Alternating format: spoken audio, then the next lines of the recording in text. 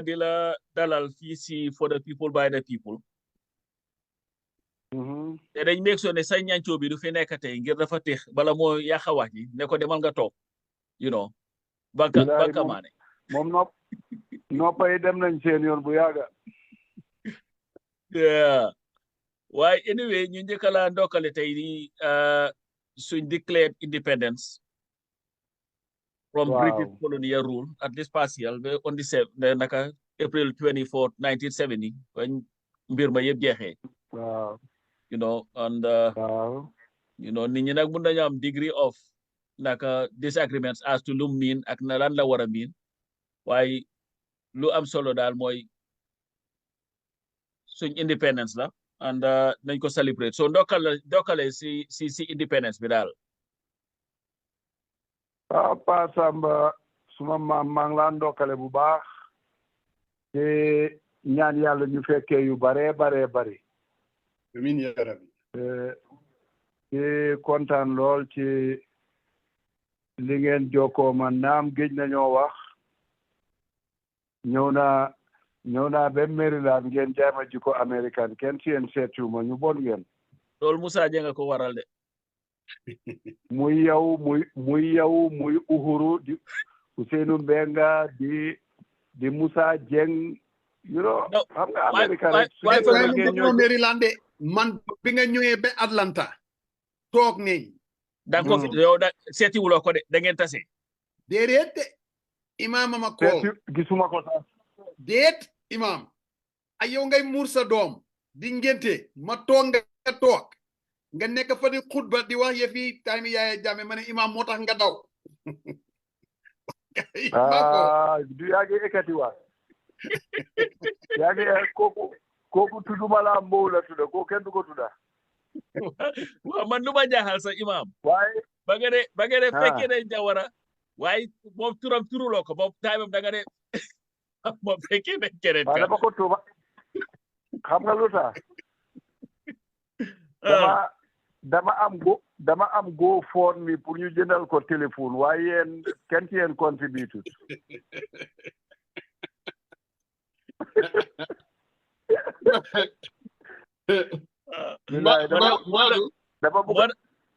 moo tax affaire am daal ku ci jàngut waaw doo jàng dara si àdduna non Pa Samba fi mu nekk nii àddina si amul dara lu des lu nit war a jàng ci biti yëpp a ngi ci biir muy dégg de Gambia fi mu nekk nii ñun ñëpp dañu war a graduate téye suñ digri taxaw nag am telling you waaw waaye so Moussa Dieng waaw naka kawur na nga ñëw de ñu ngi fa def si faro yu yaatu pour béy ceeb loolu moom war nañ koy def suñ ko defee day yóbbu fañ ko war a béyee mooy foofu waa kawur njaflaf nañ liggéeykat lañ ñun waxuma la béy faro sax réew mi ci loxo waa kawur lañ ko war a teg imam barke borom Tuuba ànd naa ak yow boo demee ba xamatuloo fooy dem nga dellu nga dellu nga jógee waaw waaye imam ñu ngi dégg seen suñ dialogue bi nañ maas ñu ne ñu maas nun bi suñ dialogue bi suñ moo tax ma delloo ko ne suñ dialogue bi ba pare dégg nañ fa ci conference center bi nga jël fa kàddu waaw so liñ basically there are a lot of people am na ñoo xam ne they're saying ne this is just dialogue for dialogue's sake ñu ne amuj benn njëriñ ñu ne absolutely actually it's important at least it's the first phase of getting together waxtaan ku ci nekk am sa mébét ko naka nga gisee rationale do we really need a dialogue or is it just dialogue for dialogue's sake yeah imam well man soo ma laajee dama gëm ne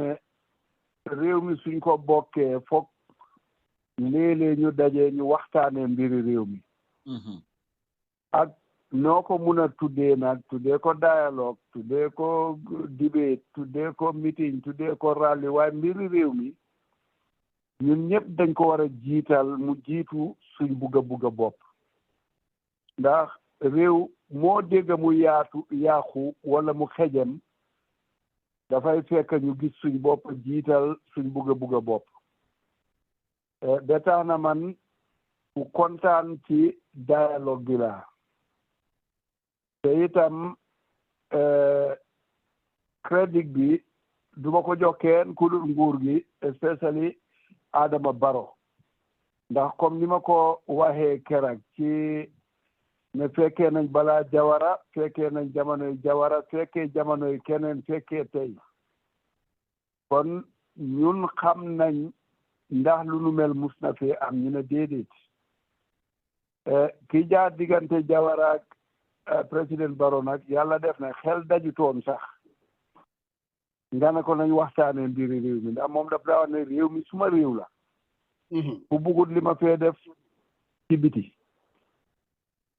loolu daf ko daan wax mu leer lool yaatu lool du am benn xiije xaaja bu ci ne kon suñ toogee tey ba am président ci turi président Barrow mu am xol bu yaatu bu em ni oote ak lu mun a doon ak lu mun a doon doorin bi rafet na kon ñun li ñu war mooy ñun ñëpp ñu uyu ji te sellal wax ji suñoo wax nañ wax beyond party level nañ wax lu jëm ci mbiri réew mi di nga gis ne ci waxtaan wi am na ñoo xam ne wax jël nañ fay kàddu wax nañ wax yu am solo waaye am na ñoo xam ne wax ji yëpp seen bopp la am na ñoo xam ne wax ji seen parti la waaye yooyu yëpp comme que luñ door ees la ñun ñëpp dañuy jàngandoor di dem ndànka-ndànka ba ñoo improve pour tontu sa laajte bi daal ci gàttal man daal ànd naa ci dialogue bi te maa ngi encourage nguur gi ñu gën koo encourage te bu mu nekk dialogue pour ñu toog rek wax nañ keep record ci te ñu monitor suñ jéego yi lépp luñ fa wax d'accord ci nañ ko jéem a jëfee loolu mooy njëriñu dialogue mooy njëriñu pencoo loolu daal laa am pour wax ci waaye Imam am na ñuy wax ne ñu ngi am naka la ko gaay di ooyee National Assembly penci ndaw yun penci nakaati Pasamba National Assembly moom la so plateforme boobu tamit soo ko gisee ñu ngi am dialogue bu yàlla sàkk different parties different individuals discussing policy so dialogue moom has always been happening moo tax am na ñoo xam ne dañ naan dialogue boobu boo gisee Barrow ak NPP sëmba ko soo ko seetee it's politically motivated du dara lu dul politique te wax nañ ne at the end of the day actually dara du ci génn ñu ne dafay nekk comme like people call it talk shop wax ju du jeex rek buñ paree rek move on yow amin da nga foog ne ñooñu dañ gàtt xel o ñoom it dañuy politique rek du ma wax ne dañ gàtt xel waaye dinaa wax ne dañ xaw a ñaaw njorto ndax li ci suñ kanam jarut puusante su fekkee ne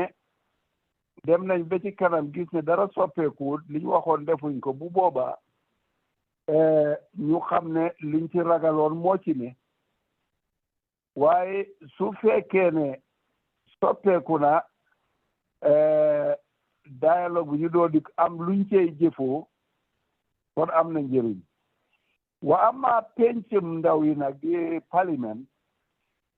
seen dialogue ak suñ dialogue bi dafa utee in the sense ne parlement bi dafa am ñuñ ko jagleel am ñu fa nekk am ñuñ fa nekkal ndax su doon parlement bi la rek baaba du ci jël kàddu waaye bii gis ngeen ma jël ci kàddu ak keneen ak keneen ak keneen kon dama foog ne dañ ko war a gën a yaatal te luñ ci wax ñu tënk ko te jëm koo jëfee loolu daal man laa gëm waaw Imam ñu ne réew mi nañ ko pencoo buñ ko pàccoo waaw jërëjëf déglu nañ wax ji waaye yow lu taxoon nga gaaral fa kàddu li ci ëpp doole wax nga ñaari affaire yoo xam ne nii am na solo mooy mbiri jongal bi mooy female genital mutilation fuñ toll nii National Assembly ñu ngi table a bill pour jéem a amee loolu nga xam ne ku ko fa def luwaa dina daanu sa kaw yow nga nekk koo xam ne nii na ñu bari xamuñ loolu yàgg ngaa xeex loolu noonu pour affaire yi ak gam ko trap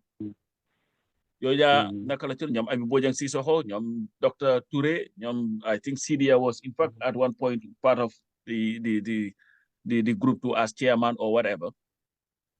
fu mu nekk nii loolu fu mu nekk dafa mel ni li nga xam ne moom la nit ñu ne ndam la woon pour jigéen ñi mu ngi faa génn mu nekk wax joo xam ne nag mbir mu jaxasoo la ngir léegi-léegi ñi ne diine ko naka la tura oote ñi ne diine oote wut loolu yow nan nga gisee lii ak lan nga foog ne mooy xew su fekkee ne bill bii nga xam ne moom lañ table ci National Assembly bi dem na as planned waaw pa li ma ci xam nga ci xam rek ndax pour ne diine la déedéet loolu ñay ne diine sax xam nañ ne li ñoo wax demeewut noonu mbir mi aada la te aada bu yàgg la te du ci xeet yëpp la am na xeet yu ko def am na xeet yu ko du def am na xeet yoo xam ne ay jullit ñu ngi ko fay def am na xeet ay jullit lañ te duñ ko def kon ma bugg a wax ne aada la aada boo xam ne ñii xëccu ne na am diine la dañ jàppane ñoom moom diine ji wala ku wax lu uteeg ñoom yow yaay ki bon ñoom ñoo ñu seen lañ te loolu rafetlu ma ko man ndax su fekkoon ne diine la ko doon réewi jullit ñi dañ ko fay def waaye pa maa ngi laa wax ne ca Saudia fa Mustafa tila sallallahu alayhi wa sallam bu ko def suñ la jàppee lum tuuti nañ la tëj fukki at ànd ak alamaan bu métti mooy Saudi Arabia waaw suñ mbokki Somalia yu dëgër boppalañ waaye toujours ñu ngi leen tey jàppa di leen atte di leen tëj boo demee fu mel ni Iran ñoom xamuñ ko sax boo demee Afghanistan am na ñu ko fay practice am na ñu ko fa practice te noonu lay demee ba fépp a daj boo ñëwee Gambia fii xeet yi noonu man bokk naa ci xeet yi koo practice waaye dafa nekk àtte boo xam ne bu dee diine la ñoo demee lu mën a doon diine dafay déglu docteur su fekkoon ne docteur yi d'accord nañ indi nañ ci benn njëriñ bu moo jëriñ doomi aadama bu moo jëriñ jigéen ji indiwul benn gàllankoor kon dafay baax ñu noppi ci waaye docteur yooyu xam ko ba WHO ñëpp d'accord nañ lor gi muy def jigéen ñañ ko def d'accord nañ coono biñ ci jëlee ñun ñi ci def ay gestu gis nañ coono bi mu teg yenn ci jigéen ñi kon ma ne su amoon njëriñ sax su amoon njëriñ te amu ko sax jar naa bàyyi waxatuma laa bam ko amutee te pa suñ seetee suñu xeet yi ci West Africa fii xeet bu ci ëpp olof diine bari man de néew na nga gis olof boo xam ne du jullit néew na di nga gis Pël boo xam ne du jullit di nga gis Joolaa boo du jullit di nga soose boo xam ne xëy na du jullit waaye olof bu dul jullit bariwut woo ma ne amut de waaye bariwut te ñoom xamuñ ko sax faf te wàññiwut seen diine la kon mbiri diine bi nañ ko tëralee boor ñu dem ci wàllu wér-gu-yaram gi docteur yi wax nañ ci lor gi moo lore ñu ñëw ci wàlli société bi jaxase bi moo jaxase société léeg-léeg ñu def ko xale bi di nàcca bu continuer ñu ne doomaa ko jàpp ñu seet miskin bu gën a néew doole ca dëkk ba bu dee dëkki ko ñu jàppane mooy duma bi léeg-léeg ñu jaara moom foo xam ne fekk xamu ci dara sa waaye pour bugg a mucc dina wax te yooyu tax nguur gi fi passé woon amoon nañ campagne yi doma yi ne doma yi dañ bari ci réew mi dañ ne war jépp ci mbiri leli yi la soxee koo woon kon su ma la laajoon te lan la jëriñ society kenn mënu laa wax lenn lum jëriñ society soo ma laajee lum lor society mun naa la wax junne yu lum lor ndax jamono bañ koy def duñ julli duñ oor am na ñam sangu sax duñ ko def kon njëriñ newu ci moo tax ci wàll googu foog ñu wax ci ñaareel bi mooy président Adama Barrow lu ci jamonoom lañ ko def luwaa baan ko te jamono jooju suma mbokki jàngkat yi waxtee di coow ci rajo yeeg télé yeeg jumaa yi fu ne ñu ngi fi woon lu leen tere woon a wax waaye jamono jooju ñëpp a ngi ne muut kenn waxut waaye gannaaw président Adama Barrow nit ku oote démocratie la nit ku gëm freedom of speech la nit ku gëm kenn ku ne wax xalaatam léegi fu waay jógee lu waay endo sotti ñëpp ay waarekat lañ ñëpp ay lawyers lañ ñëpp ay journaliste lañ ñëpp mu ngoog daal mu jot nag pour ñu fàttali wante démba soriwut fàtte xeju si booy déglu léegi waare yi da ngay jaaxle sax dem na ba am ñoo xam ne sax dañ laa ne jàng kaamil ngir ngénte wala takka wala dëj wala jëfal say way jur ñaan foyantoole ñaawal ko lool ayibal ko lool te ñooñu di ko seen bopp ci nguur gi passé ñoo daan jàng kaamil yi parce que xëju fi ñoom la ngóor soosu daan tiim di sotti ndoxam yooyu ñuy raayoo ka xëccoo ndox mi di muuru di sangu di ci def lu ne ñooñu tey ñooy wax ne soo bindee saafara jox ni dafa xaraam ak yu baree bari ma ne fàtte xeju fi kon ci loolu amee dafay baax ñu fàttali wante dafa am ñu am ñu ci réew mi li leen war mooy ñu sàmm seen ngor ne mu amatuñ benn moral authority pour jéem a wax kenn mbiri moralité wala mbiri diine ndax gis nañ fi ay élimaan ay chef ñu dugal leen ci béréb di leen piléel ay musique ñuy fecca bay joxoñ seeni jëyi ñu leen a piléel record boobu ñuy wax get up stand up for your right waa ji ku bëggoon record boobu la su ko defee fàtte xaju fi ñooñu li leen war tey mooy ñu rus ñu jéggalu ñu tuub ñu dellu gannaaw te ñu ubbi file bu bees Gambia dafa soxla file bu bees Gambia dafa soxla réconciliation ñu juboo ñu liggéeyaat suñu réew ndax amuñ dara lu ëpp Gambia fasambe def waaw Imam yow ilimaan nga te Gambia nekk na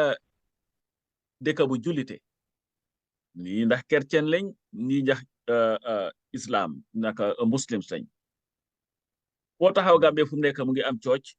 mu ngi am jàkka ba mu ngi am juma foo dem nag almost koñ gu nekk di nga dem si koñ yoo xam ne sax dina am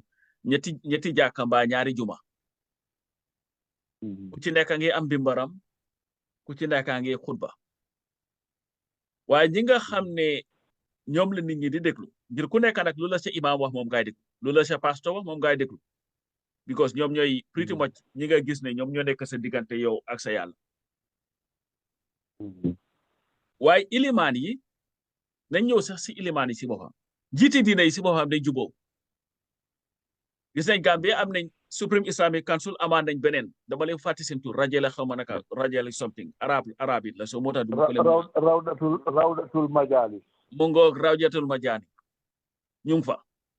xam nga dag laa daw daara mbaam daara ka moo tax mu loo ko maa tani Musa jeg de maa ko gën a mën a tari ba pare yaa ngi am boo buggee fii ñu wax si sore yi léegi li ka dooreen Bakara benn bu leen dugg ci yooyu thank you very much ba pare yaa ngi am even the Christian community too ñoom it they feel sometimes marginalized so mel ni ñi nga xam ne ñoom ñooy serve as the guide of society the moral guide of Gambian society. They are at loggerheads in some ways. You get a national dialogue. It is important for the stability of our country that the dialogue, these religious leaders would sit and understand their role and what they can contribute towards the stability of the country. Because they're gonna rew fum taale politician ye ko taal waaye réew yu bari taal nañ ay ilimaana ko taal ak ay pastor ay naka la tuda preachers too. So what do you say to that, Imam? Well, Pa Samba, xam nga réew mi fi mu tollu tey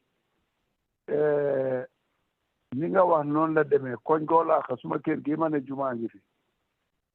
foo dem bérébi jaamukaay yàlla yi bari nañ doon bu diine islam bi wala diine christian ji wala bu mun a doon te balaa ngaa jubale nit ñi dafay fekk yéeni neen ngeen juboo te whether we like it or not waaye nit ñi élimaan yi la ñoo déglu nit ñi Gambia number of Muslims ci fi nekk newut fenn néew la ci réew mum ne su ko defee li nga wax lu wér la dañ waroon a wax ñu ni neen ba bokka baat soog a mun a jubale ñeneen te boo ko seetloo ci suma wax ji barka démba feeñ na ci ndax bokkale ci comité boo xam ne maa ngi ko soog a dégg barka démba ñu ne interfaith committee man maa ngi ko soog a dégg barka démba ñu indi seen tomba yiñ bugg a nguur gi dox ci dem nañ bene président Barrow jox nañ ko loi jox na ko juróomi député yu mun a tànn def leen ci parlement léegi dañ bugg a ñaar ñi la nekk ñi ci diine benn ci diine chrétien benn ci diine l'islam ñu nekk ci parlement bi ma wax ci suma xalaat ba ma génne am na mbokk bu ma dab ne ma yow understand loo ma ne ko mu bugga ma engage pour bugga ma understand moom naka la ko gis ak li tax ñoom ñu wax ko ma ne ko it's too late ma ne ko yéen da ngeen ma waroon a engage ngeen console ma waxtaan ba xam fan ngeen jublu balaa ngeen a ñëw ci mbooloo mi mu ne ma lu tax ma ne ko ndax dama di mag ma ne ko ku fekkee lu jiitu jawara Supreme Islamic Council bañ koy fom ca bu njëkk ba lu jiitu sori ba jaabi ba tey ji maa ngi ci di ci yëngatu di ànd ak yéen head office Supreme Islam mu ngi just next to my mosque Kanifing musuñ maa console ci dara ndax xëy na am nañ service yi nañ na doyloo wuñ suma jàng wala xëy na doyloo wuñ suma tari xëy na doyloo wuñ ak ñoo xam lu ma manqué ci ñoom waaye ànd ak loolu yëpp Pa Samba when I talk the world listen man su ma waxee àddina si déglu te ñi am solo ci àddina si yëpp suñ amee soxla ma waxtaan ak ñoom kon loolu nga wax ne dañu waroon a waxtaan ñoomi neen ba bokk ci baat soo ko indi ci penc mi moo gën a rafet ndax man du ma dem ci benn conférence wala benn dialogue ñu wax fa lu utee suma xalaat man ma noppi ji dinaa wax suma xalaat waxuma nag ne nañ jël suma xalaat waxuma loolu de fortuma kenn suma xalaat ndax suma xalaat xaj na gënut yi waaye dinaa ko wax loolu kenn mu ma koo tere te su ma ko waxee ñaareel dinañ ma déglu te ñaareel ñi ma déglu óolu nañ ma ku mel noonu nga jéem a fexe am ko sa kaam ngeen di waxtaan di diisoo dafay yombal dem da ñàkk a def loolu moo jur rawdatul majalis da rawdatul majalis tam am nañu boroom xam-xam te ci réew mi lañ dëkka kon su demee ba am ay élimaan wala am ay labbe yuy xëccu ba door bugga doon ay parliamentarian teñ bugga koo amee ci anam bu yomba man dama ne ku bugga doon parliamentarian demal élection ut ko ni ko ñëppay utee élimaan yi doomi réew mi lañ labee doomi réew mi lañ am nañ citizen right bi ñëpp am waaye bokk ci doxale bu sell nga ne président tànn ci ñun tey ki ñi nga tànn ci ñun ñoo leen a tànn jox la leen nga ebal leen foofu déedéet kon yow yaa ngi dictate président bi ci boobu yow yaa ngi bëgg a nekk dictateur te ñun dañoo xeex dictateur ak fu mun a jógee ñun mënuñoo àndaa dictateur mënuñoo muñal dictateur miskaala zarrati mënuñ ko kon koo xam ne man ci suma xalaat koo xam ne am nga mébét pour nekk parlementaire wala nekk ministre wala nekk exécutif utee ko sa anami bopp waaye bul jéem a yuus diine ji bul indi ci loo xam ne bokkut ci diine ji te man loolu laa gis ci jamono ji suma mbokk yu bari xaw ma ndax MP liñ am four-wheel drive yu baax yi léegi moo tax xaw ma ndax liñ am seen alawaan yu baax yi moo tax xaw ma ndax seen padi en yu baax yee tax waaye suma mbokk yu baree bari di oustaz beeg labbe ñeneen mébét nañ lool pour mbokk ci toogu yooyu man nag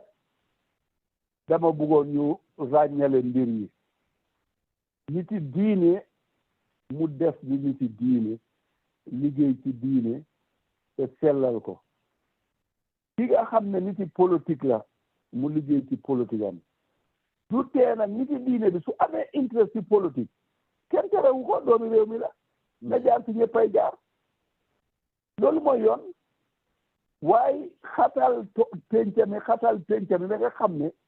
yow ki président di jël yaa ko war a tànn jox ko président yóbbu ko ci parlement kon nga yow yóbbu ko ci parlement benn yoon rek lii man rafetluwuma ko moo taxoon soo buggee pour jàngal ma li ngeen wax ba d'accord ba indi ko ci pencami du ca pencama nga ma koy jàngalee danga ngoon a jàngal balaa ma fay àgg ma boole ci loolu baax jërëjëf Imam I want to play the devil's advocate man loolu rek laa fi ne waaw waaye na amuñ fi devil de ñi make suggestion bi nekkuñ fi so dama bëgg kind of maybe make an attempt na xëy na liñ wax there might be some merit to it yow wax nga ne ñun réewi diina lañ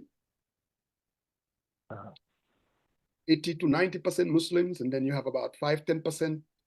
Christians. So without a doubt, Pogumane Munda am real. Discuss issues about real without dine, ak niti dine, ñi nga xamne ñoo represent niti dine yi ak seen gom ñu bokk ci waxtaan bi. Bu fekkee ne dëgg rek la ñoo wax. Gannaaw suñ constitution bi jox na président bi the right pour mu nominate certain individuals indi leen ci National Assembly bi whether moom his discretion why would it be a problem for the religious leaders, let's say for instance the Islamic Ummah, to get together and say ne président bi seen leen kenn ci pencum réew mi fi ñoo discussé issues about réew mi koo xam ne dina fa ñëw represent the Islamic Ummah man fooguma ne dara nee na ci jox leen ñu christian boo xam ne maa ngi ñëw de imam koo xam ne dafa represent the clergy ñu ñëw ci pencu réew mi fi nga xamee ne fa la ñoo waxee yëfi réew so that ñoom they can always bring about the religious dimension of the argument whether spending la whether certain policies la because yëfi réew la yëfi dem ci dàtt gi la yëfi dem ci penc mi la te ku nekk argument bu nekk dañ ko bugg a saam ci penc mi man fooguma ne is totally off base understand naa li nga wax ne suñ ko buggee nam nañ dem ron run as a politician but fi mu nekk ñu ngee wax ne ultimately if we were to do that loolu du lu bon man fa naa ne mbémét bu maax la te mun nay jur this cohesion that you're talking about gannaaw ñoom religious leaders yi ñooy get together tànn kenn pour mu ñëw represent leen ci pencum réew mi that is going to bring about cohesion na loo foog ci loolu waaw man dinaa utee man suma xalaat foofu percentage bi wax ci réew mi ne jullit lañ dégg la moo tax parlement bi yëpp di ay jullit parlement bi effar new fa daanaka di you are either Muslim or Christian waaye loolu yóbbuwu leen fa jeex na kon déedéet waaw waaye ñooñu yóbbuwu leen fa ñoom waxuñ ci issue si ñooñu ñoom ñeneen na leen tànn ñooñu they are not there waaw to carry the religious message they are not there to carry the religious dimension ñoom loolu du seen jubluwaay ñun li ñoo wax mooy ne nga jël ñoo xam ne da ngeen fa tànn ñoo xam ne seen jubluwaay yépp mooy about the Islamic umma ñeneen ñi seen jubluwaay yépp mooy the Christian clergy and some of the things that they believe in xam nga utee na nag imam waaw waaye they are not representing the whole Muslims or the whole Christians. They are not representing them. And if they are representing them, why should they not consult people they are representing, those people to participate in selecting who are going to be selected and sent there? Why should you select? Selection process, Imam. No, all they did was put an opinion out. Suñ demee bañ ne président bi ne d'accord na ne dina jël somebody from the Muslim to come and represent ci penc mi ci la consultation bi di take place. No. yow understand loo issue bi niñ ko waxee. According to their deliberation, ñoom ñooy tànn kan la man in a nutshell, my opinion, be it right or wrong, d'accorduma ci in the sense man suma paree pour dem parlement damay jaar yoon bi maa yóbbu parlement jotee wuta suma diine dara keneen noonu dama bañ ñuy use diine ji for political gain rafetluwuma ko dama bañ ñuy use diine ji for economic gain d'accorduma ci man li man d'accord mooy ñu roy yónnente yi nañ ko daan defee yónnente yi dañ daan génn seen xalaal we indi xalaal we ci seen ñaxa ci seen métier ci seen liggéey seen person likewise let us not use our faith to climb up for our own selfish interest. Man, I disagree. This way I see it. You understand? And we are bound to be different in order to agree. That's my viewpoint.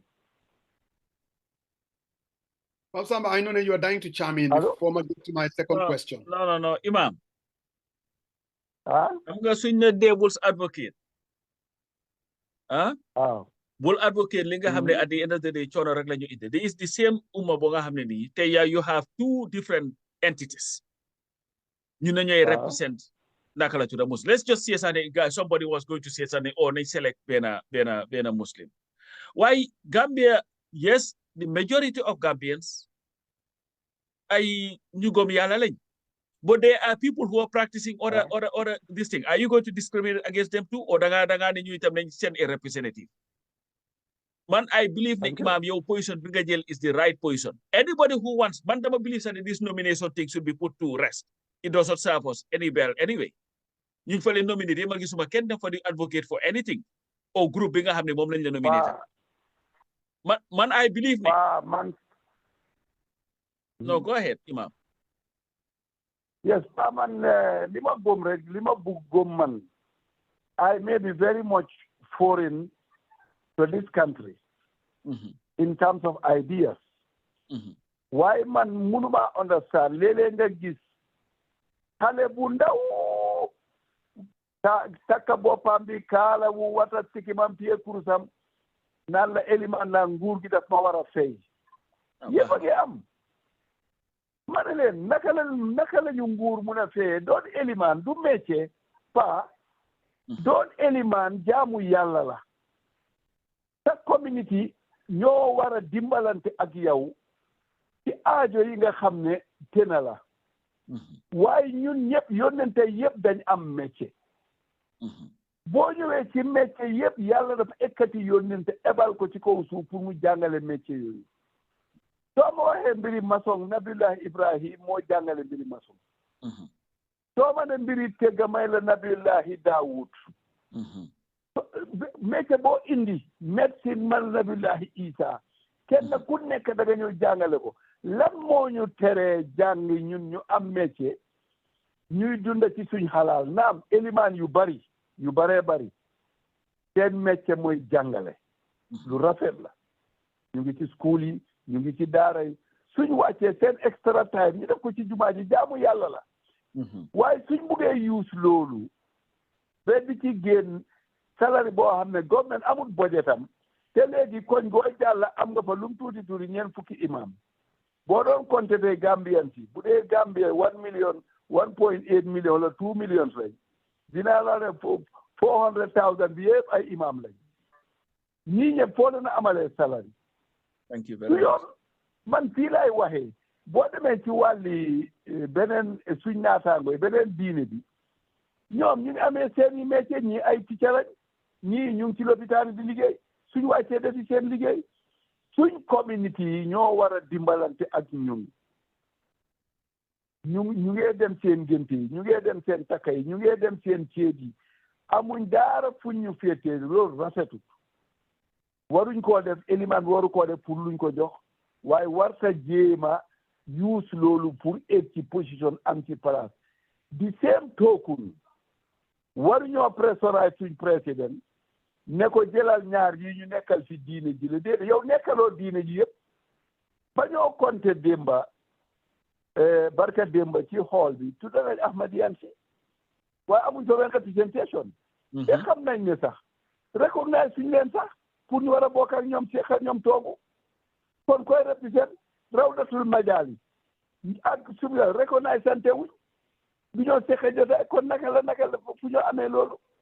man mii di wax ak yow nee naa la man I have all the right I deserve to be consulted because I talk and when I talk people listen pa waaye dañoo naa rek ñoo seen luwaa rek ne nangam lañ def lii léegi pour la man du ma jël loolu te dama ci bari ay morom su tee nag su fekkee ne mayante nañ cër kenn ku nekk enne sa morom li nga enne sa bopp dina yomba pour ñu waxtaan waaye yow sa xutba yëpp hate speech la against your fellow muslim yow yaay détermine kii dem safara kii dem àjjana kii gudda fan kii gàtta fan am na ci imam yoo xam ne dañoo dem ba taxaw ci minbar ne dañ laa móolu mbaa danka la yow xam naa dégguloo so waaye pour kaw kii waa kaw bi dégg na soose kooku dafa dégg imam dara Baba Leigh danka la yu demee noonu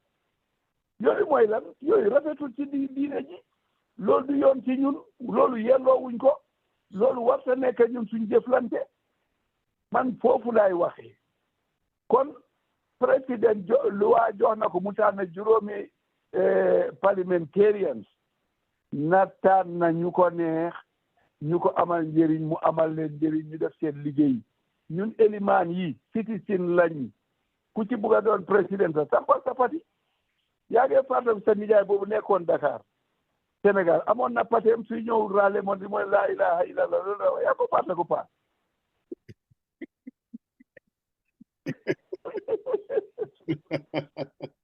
imam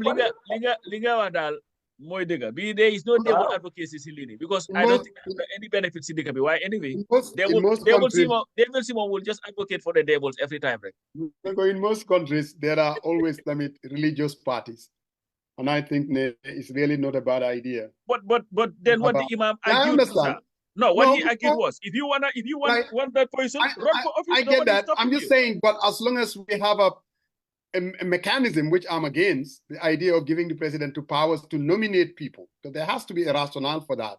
So my argument is maybe it's not totally way out of line for religious leaders to say that maybe the president can use that. But Imam, I want to go back to the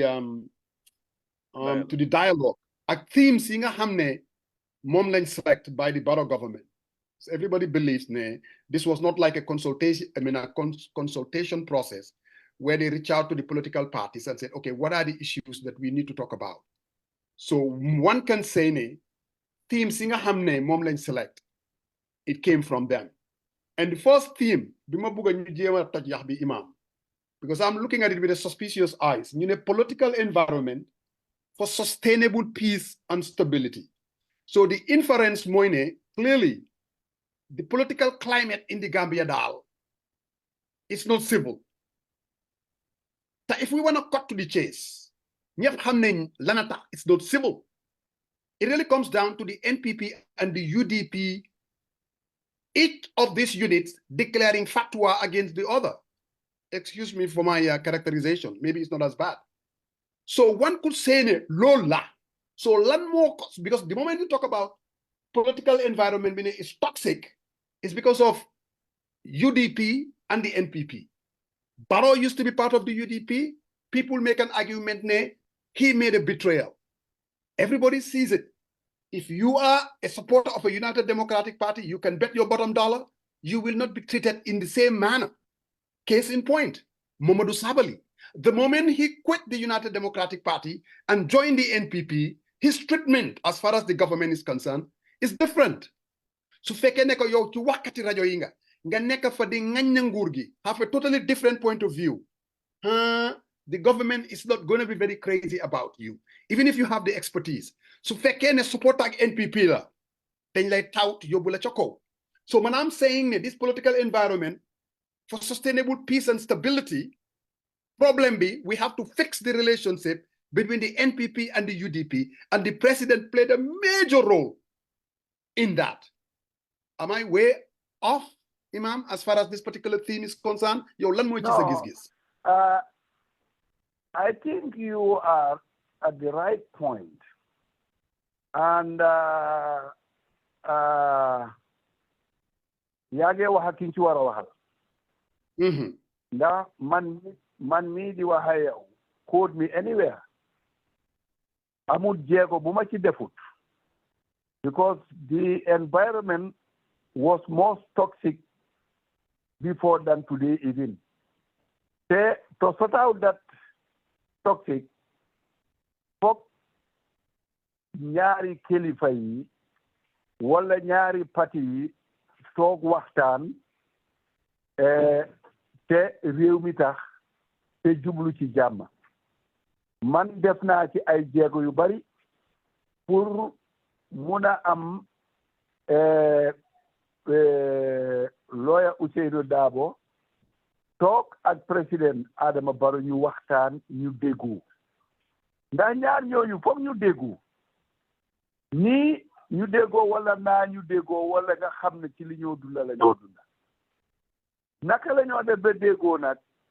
pour man soo ma laajee jéego bi tuddee ko politically motivated,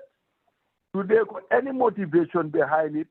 why it could have been a way out to create that kind of conversation and engagement. Yow gis nga Bakary Darboe foofu gis nga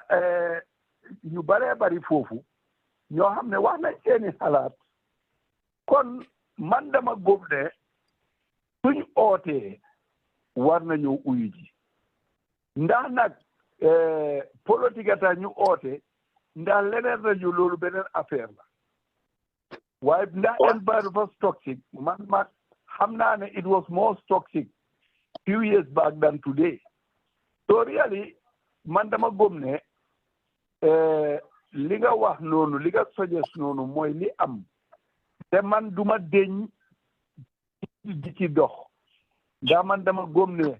njiit yi buñ bokkul baat bokkuñ jubluwaay boole mbir mi dafa jafe moo tax man I always claim not to be partisan. I have my personalities, of course. As a Gambian, I have my voter's card. I cast my vote where I want. Why I will never allow myself